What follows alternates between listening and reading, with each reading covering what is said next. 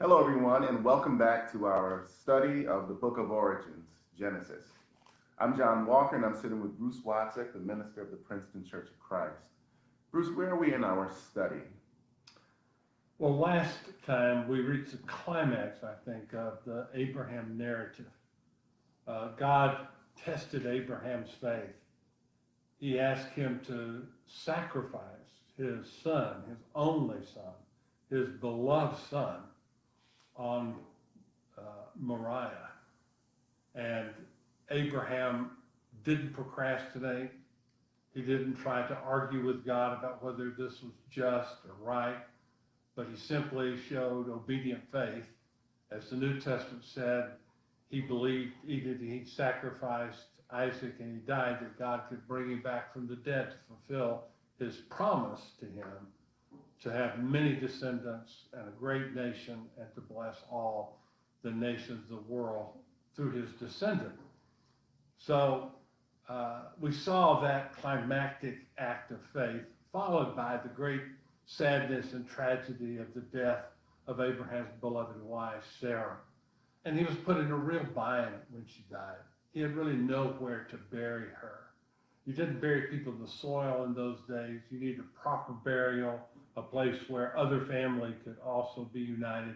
They buried people in caves throughout the centuries in Palestine.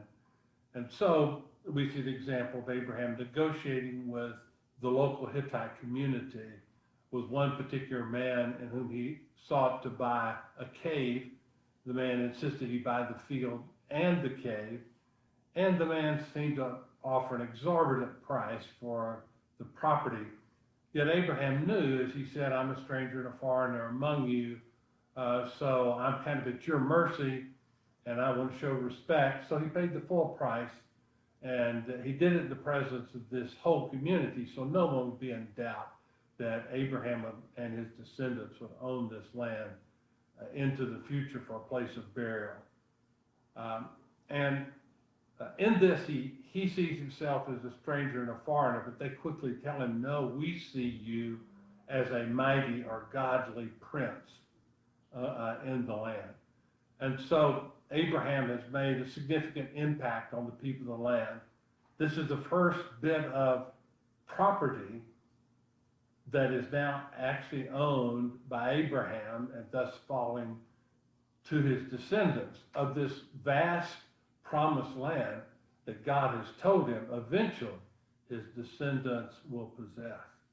And so we wrap up this climax of Abraham there, but there's other details to knit together before the story is over. And so we go to chapter 24 in the book of Genesis.